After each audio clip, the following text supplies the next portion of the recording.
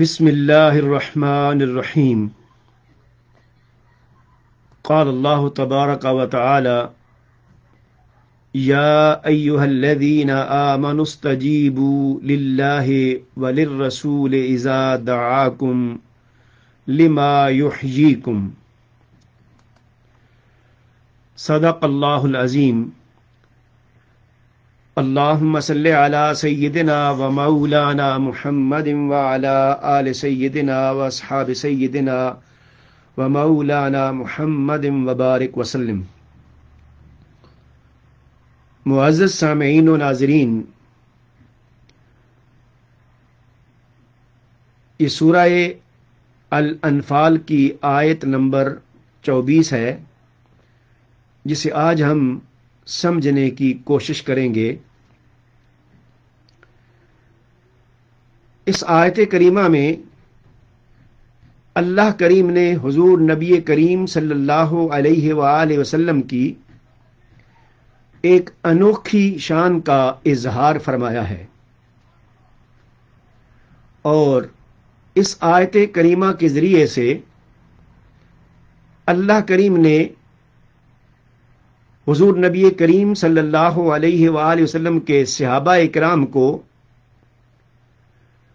حضور نبی کریم صلی اللہ علیہ وآلہ وسلم کے ساتھ رہنے کا ادب سکھایا ہے۔ اس میں قابل توجہ ہے یہ بات کہ حضور نبی کریم صلی اللہ علیہ وآلہ وسلم نے از خود صحابہ اکرام کو اپنی طرف سے یہ تعلیم نہیں فرمائی، بلکہ قربان جاؤں اللہ تعالیٰ کی عظمت اور حضور نبی کریم صلی اللہ علیہ وآلہ وسلم سے اس کی محبت پر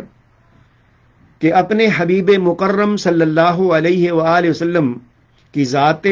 مبارکہ کا جو ادب ہے اور ان کے ساتھ جو معاملات کرنے ہیں، وہ اللہ کریم حضور نبی کریم صلی اللہ علیہ وآلہ وسلم کے صحابہ اکرام کو خود سکھا رہے ہیں۔ آیت کریمہ ہے یا ایہا الذین آمنوا استجیبوا للہ وللرسول اذا دعاکم لما یحییکم۔ اے ایمان والو، جب بھی رسول صلی اللہ علیہ وآلہ وسلم تمہیں کسی کام کے لیے بلائیں جو تمہیں جاودانی زندگی عطا کرتا ہے، تو اللہ اور رسول صلی اللہ علیہ وآلہ وسلم کو فرما برداری کے ساتھ جواب دیتے ہوئے فوراً حاضر ہو جایا کریں۔ معزز سامعین و ناظرین، آیت کریمہ کے یہ کلمات ہمیں بتا رہے ہیں کہ اللہ کریم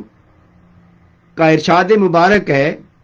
کہ اے میرے محبوب کے صحابہ، اگر میرے محبوب کریم تمہیں کسی بھی وقت، کسی بھی لمحے اور کسی بھی حال میں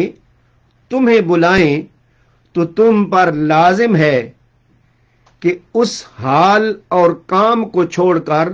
فوراً بارگاہ مصطفیٰ صلی اللہ علیہ وآلہ وسلم میں حاضر ہو جاؤ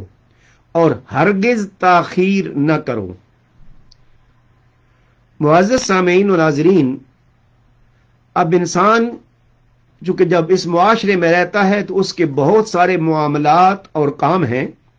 24 گھنٹے میں اس کی مختلف قسم کی مصروفیات ہیں، اور اسی طرح ہی صحابہ اکرام بھی چونکہ اپنے دنیاوی اور دینی معاملات کو انجام دیتے تھے، تو اس آیت کریمہ میں حکم یہ ہے کہ کوئی اگر کسی بھی کام میں مشغول ہے، اپنے کاروبار میں مصروف ہے، گھر کے معاملات میں مصروف ہے، آئلی یا معاشرتی زندگی کی مصروفیات ہیں، حتیٰ کہ اگر اسے دینی معاملات میں بھی کوئی مصروفیت ہے، جیسے نماز ہے، اب نماز سے بڑھ کر تو کوئی اہم رکن نہیں ہے، اگر کوئی شخص صحابی نماز میں بھی ہے اور ادھر سے میرے محبوب کی صدا آ جائے میرے محبوب کی ندا آ جائے، محبوب کی آواز آ جائے تو نماز چھوڑ کر بھی میرے محبوب کی آواز پر لبیک کہتے ہوئے فوراً ان کی بارگاہ میں حاضر ہو جائیں۔ معزز سامعین و ناظرین، اب یہ اللہ کریم کا حکم مبارک ہے، اور اس نے اس آیت کریمہ میں حضور نبی کریم صلی اللہ علیہ وسلم کی جو عظمت ہے، جو رفت ہے، جو اللہ کی بارگاہ میں ان کا مقام و مرتبہ ہے، وہ بھی بتا دیا، اور صحابہ کرام کو آپ کی بارگاہ کا ادب بھی سکھا دیا۔ اب اس آیت کریمہ کے بعد ہم دیکھتے ہیں کہ صحابہ کرام کا اس آیت کریمہ پر عمل کیا ہے، اور اس کے بعد حضور نبی کریم صلی اللہ علیہ وآلہ وسلم نے صحابہ کرام کو کیا تعلیم دی۔ تو اس صورتحال میں ہم اگر دیکھتے ہیں تو ہمیں صحابہ کرام میں دو قسم کے صحابی ملتے ہیں۔ ایک یہ کہ جنہوں نے حضور نبی کریم صلی اللہ علیہ وآلہ وسلم کی آواز پر، ندا پر لبیک کہتے ہوئے فوراً عمل کیا، اور دوسرے وہ ہیں کہ جنہوں نے اپنے دینی اعتبار سے، مذہبی اعتبار سے، اللہ کی بندگی کے اعتبار سے، حالت نماز میں ہونے کی وجہ سے آقا کریم صلی اللہ علیہ وآلہ وسلم کی آواز پر لبیک کہتے ہوئے ان کی بارگاہ میں حاضر ہونے میں تاخیر کر دی۔ اب ہم ان دونوں کا دیکھتے ہیں کہ اجر اور ثواب میں اور انعام میں کتنا فرق ہے، اور حضور نبی کریم صلی اللہ علیہ وآلہ وسلم کا رد عمل کیا ہے۔ اب سب سے پہلے ہم ان صحابہ اکرام کی بات کرتے ہیں کہ جن کو حضور نبی کریم صلی اللہ علیہ وآلہ وسلم نے آواز دی اور وہ حالت نماز میں تھے تو تاخیر سے آئے۔ ان میں سے ایک امام ترمذی اور امام نسائی نے اس حدیث پاک کو بیان کیا ہے کہ حضرت ابی بن کعب رضی اللہ تعالی عنہ نماز ادا کر رہے تھے، تو ادھر آقا کریم صلی اللہ علیہ وآلہ وسلم نے ان کا نام لے کر ان کو آواز دی۔ چونکہ حضرت ابی بن کعب نماز میں تھے اور نماز کی اہمیت سے کوئی شخص بھی منکر نہیں ہے، اس کی فضیلت ہے، چنانچہ آپ نے جلدی جلدی نماز مکمل کی اور حضور نبی کریم صلی اللہ علیہ وآلہ وسلم کی بارگاہ اقدس میں حاضر ہوئے۔ جب حاضر ہوئے تو آقا کریم صلی اللہ علیہ وآلہ وسلم نے تاخیر کی وجہ پوچھی تو آپ نے عرض کیا کہ میں نماز ادا کر رہا تھا۔ اس پر حضور نبی کریم صلی اللہ علیہ وآلہ وسلم نے ان سے فرمایا کہ کیا تم نے فرمان الہی نہیں پڑھا، استجیبوا للہ وللرسول اذا دعاکم۔ اسی طرح امام بخاری علیہ رحمہ نے ایک اور حدیث پاک اور روایت بیان کی ہے جو حضرت ابو سعید بن معلا رضی اللہ تعالیٰ عنہ کے بارے میں ہے کہ ان کو بھی حضور نبی کریم صلی اللہ علیہ وآلہ وسلم نے آواز دی اور وہ بھی حالت نماز میں تھے، چنانچہ وہ بھی جلدی جلدی نماز ادا کر کے بارگاہ مصطفی میں حاضر ہوئے، تو آقا کریم صلی اللہ علیہ وآلہ وسلم نے ان کو بھی یہی فرمایا کہ کیا تم نے یہ آیت کریمہ نہیں پڑھی؟ معزز سامعین و ناظرین، اس کا مطلب یہ ہے کہ آقا کریم نے ان کو تعلیم فرمائی، متنبہ فرمایا کہ جب رسول اکرم آواز لگا دیں، کسی کو بلا لیں، وہ جس حال میں بھی ہو اس کو چھوڑ کر آقا کریم کی آواز پر لبیک کہتے ہوئے ان کی بارگاہ میں حاضر ہو جائے، اور سب سے اہم کام انسان کے لیے، مسلمان کے لیے، مومن کے لیے نماز ہے۔ تو آقا کریم نے ان کو فرمایا نماز میں بھی ہو تب بھی نماز کو چھوڑ کر تم پر آنا لازم ہے۔ معزز سامعین و ناظرین، ان دونوں احادیث مبارکہ سے جو ہمیں تفسیر سمجھ آئی وہ یہ کہ آقا کریم صلی اللہ علیہ وآلہ وسلم किसी सहाबी को अगर आवाज देते हैं तो वो हालत नमाज में है, खा वो फर्ज भी अगर नमाज अदा कर रहे हैं तब भी उन पर वाजिब और लाजिम है कि वो नमाज छोड़कर आका की बारगाह में हाजिर हो जाएं। अब ये तो आयत करीमा का तकाजा है। तो अब आका करीम की तालीम के बाद अगला सवाल यह है कि अगर कोई सहाबी नमाज पढ़ रहा है और हालत नमाज में आका करीम ने उसको आवाज दे दी, तो इस आयत करीमा की रोशनी में, इसकी तामील में उसने नमाज जहां पर था वहीं छोड़ी और छोड़कर आका करीम सल्लल्लाहु अलैहि वसल्लम की बारगाह अक़दस में हाजिर हो गया। अब वो सहाबी जो नमाज पढ़ रहे थे उनकी नमाज का क्या हुक्म है? मुअज़्ज़ज़ सामीईन और नाज़रीन, हुज़ूर नबी करीम सल्लल्लाहु अलैहि वसल्लम की अज़मत, आपका मुकाम व मर्तबा, आपकी रिफ़अत, आपकी शान क्या है कि अल्लाह की बारगाह में किस कदर बुलंद है, वो इससे अंदाजा हो जाएगा। सबसे पहले हम में से हर शख्स को ये मालूम है कि नमाज की फजीलत और अहमियत क्या है। और नमाज में अगर आपका जो चेहरा है, ये जो सीना है, हालत नमाज में अगर कहीं दाईं तरफ फिर जाए या बाईं तरफ फिर जाए तो नमाज टूट जाती है। अगर इंसान कहीं नमाज में बातचीत कर ले जिसका ताल्लुक नमाज के साथ नहीं है तब भी नमाज टूट जाती है। अगर इंसान नमाज के अंदर ज्यादा हरकत करे,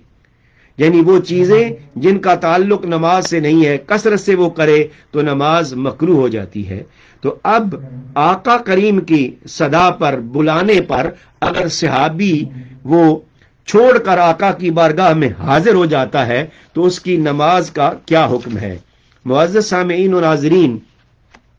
बड़ी ही दिलचस्प चीज है और हमारे लिए समझने के काबिल है कि जो इबादतों के पीछे पड़े रहते हैं और इन पर जोर देते रहते हैं, उन्हें इस्लाम और दीन की और शरीयत की रूह का इल्म नहीं है कि अल्लाह करीम हमें कौन सा दीन, कौन सी शरीयत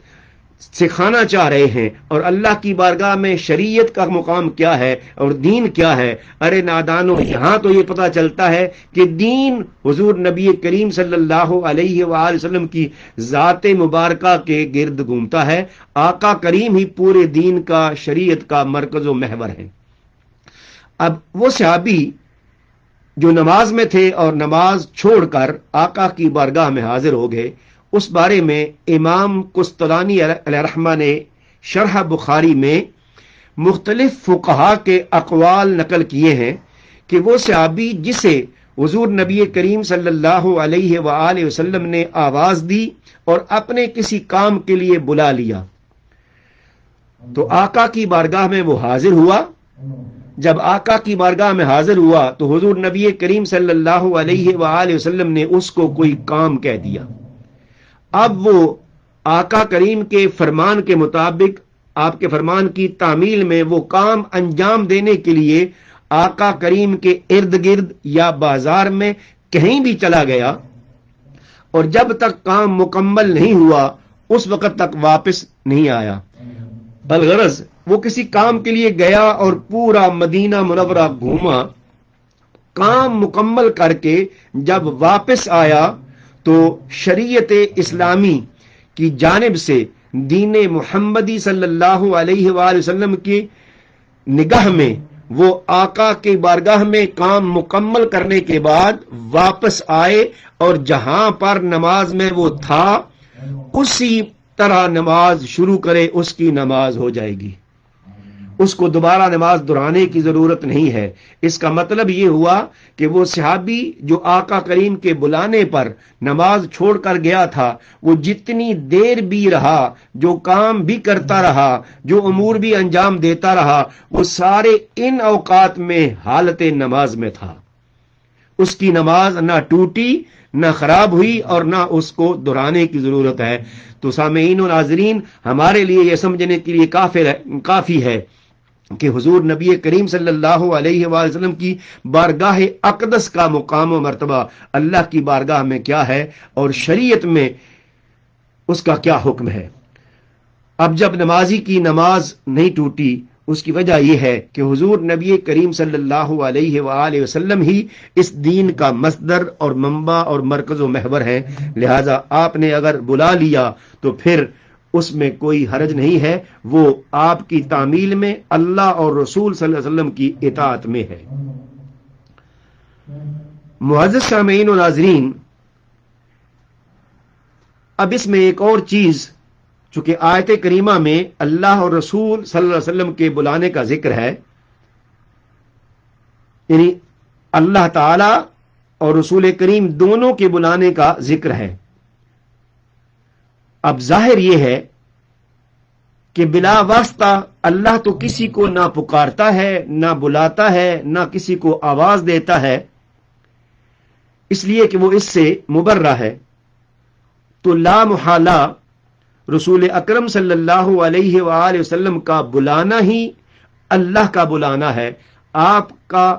सदा देना अल्लाह की सदा देना है, आपका पुकारना अल्लाह का पुकारना है। इसलिए पीछे जिक्र फरमाया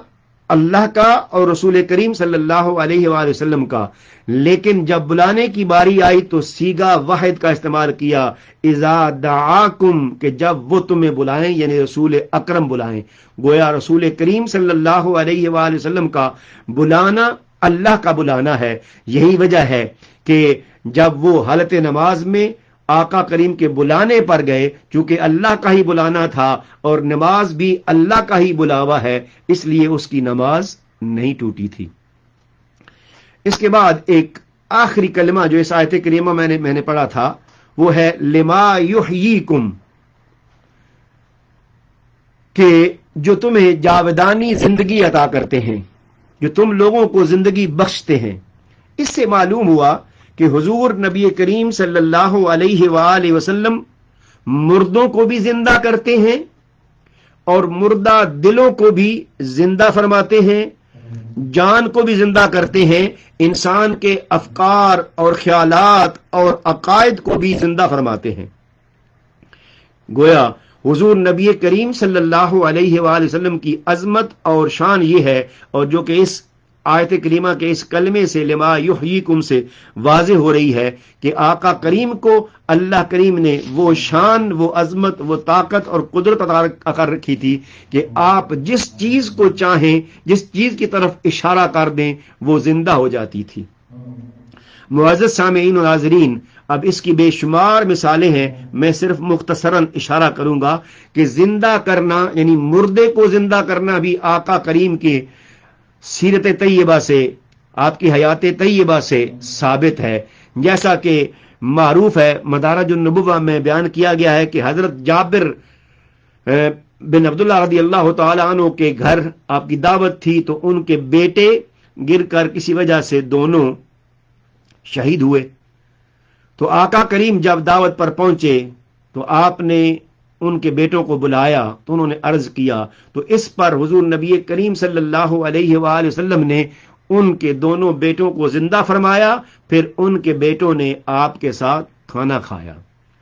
मुअज़्ज़ज़ सामीईन और नाज़रीन, इससे भी अजीब तर, चूंकि इंसान तो खुद जिंदा था, उसकी बॉडी है, जिस्म है, उससे रूह निकली है, लेकिन कुर्बान जाऊं आका करीम की अजमत पर, आपने तो बेजान चीजों में जान डाल दी, जिसकी मिसाल वो खजूर की लकड़ी का तना है, जिसके साथ आप तशरीफ फरमा होकर उस पर दस्ते शफकत रखकर खुतबा देते थे। वो आपके खुतबा देने से, आपके दस्त अकदस के मस होने से वो जिंदा हो गया। इसी तरह इससे भी अजीब, हजरत अनस रदी अल्लाह तआला अन्हु बयान करते हैं कि आपने आका करीम सल्लल्लाहु अलैहि वसल्लम की दावत की, और उस दावत में आपने जो दस्तरखान हुजूर सल्लल्लाहु अलैहि वसल्लम के लिए इस्तेमाल किया था, आका करीम सल्लल्लाहु अलैहि वसल्लम ने उस दस्तरखान के साथ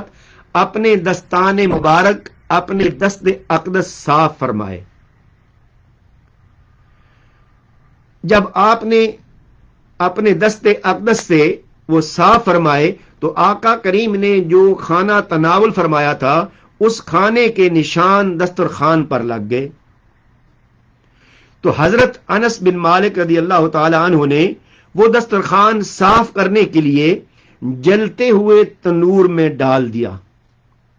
جب جلتے ہوئے تنور میں ڈال دیا تو وہ دسترخوان جو بظاہر کپڑے کا تھا، مگر قربان جاؤں آقا آپ کی عظمت پر، آپ کی شان پر، آپ کے دست کریم پر کہ جس کے مس سے مردہ بھی زندہ ہو جاتے ہیں، وہ کپڑا تنور میں ڈالا گیا، وہ صاف تو ہو گیا مگر اس کپڑے کو آگ نے کچھ نہیں کہا، وہ جیسے تھا ویسے ہی رہا۔ چنانچہ اس کے بعد جب بھی اس دسترخوان کو استعمال کیا جاتا تھا تو اس کو صاف کرنے کے لیے آگ میں ڈال دیا جاتا تو وہ صاف ہو جاتا، مگر اس کو آگ کچھ نہیں کہتی تھی۔ معزز سامعین و ناظرین، یہ بات نوٹ کرنے اور سمجھنے کے قابل ہے کہ وہ آگ جس کا کام جلانا ہے